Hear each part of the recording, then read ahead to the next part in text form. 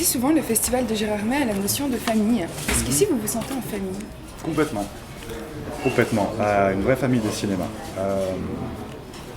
J'ai découvert des membres du jury que je ne connaissais pas, à part évidemment Alex et Rob, mais Christophe par exemple, qui a une culture cinématographique absolument incroyable et c'est un plaisir de discuter avec lui cinéma après chaque film.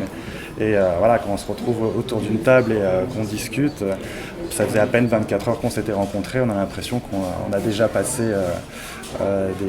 des vacances ensemble à discuter film pendant des heures et des heures. Donc oui, on sent complètement l'aspect familial et je pense que c'est ce qui fait aussi le charme de ce festival. Est-ce que vous faisiez beaucoup de cauchemars étant petit? Ça m'est arrivé, oui, ça m'est arrivé. Je dirais que petit, j'ai découvert le clip de Michael Jackson, Thriller. Je devais avoir à peu près 4 ans, ça passait à l'époque sur une émission qui s'appelle Champs-Élysées de Michel Drucker. Et voilà, tu es trop jeune pour...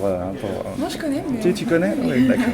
Et oui, effectivement, ça m'a profondément marqué. J'ai fait pendant de longues années, j'ai fait des cauchemars dessus. C'était quand même un clip qui réunissait beaucoup d'éléments du fantastique. Je pense à la première fois où il se retourne face à sa copine avec ses yeux, où il est transformé en loup-garou, et puis la suite après où il est assiégé par les zombies, enfin l'hommage à la nuit des morts vivants, voilà, quand il se retrouve. Et j'étais terrifié, ça m'a bien marqué.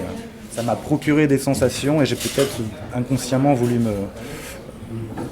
me venger peut-être, ou essayer de traumatiser d'autres enfants comme moi j'ai pu l'être, je ne sais pas si ça a joué, mais en tout cas voilà, ça c'est un de mes premiers souvenirs qui m'ont vraiment marqué.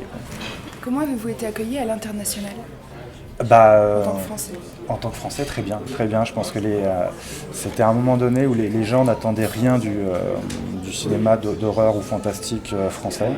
Je pense que voilà, ils ont été très surpris de voir un film comme Haute Tension, qui fait partie peut-être des premiers films justement d'horreur français. C'est aussi pour ça qu'on a voulu faire ce film. On s'est dit que c'était dommage qu'en France, voilà, un pays qui produit autant de films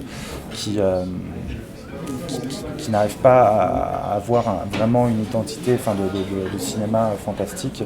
C'était dommage, donc on s'est dit mais voilà pourquoi c'est possible à faire, on veut le faire. Et je pense que voilà, quand on est arrivé aux États-Unis, ils ont découvert ce film, ils ont été surpris de voir que nous aussi on était capable en France de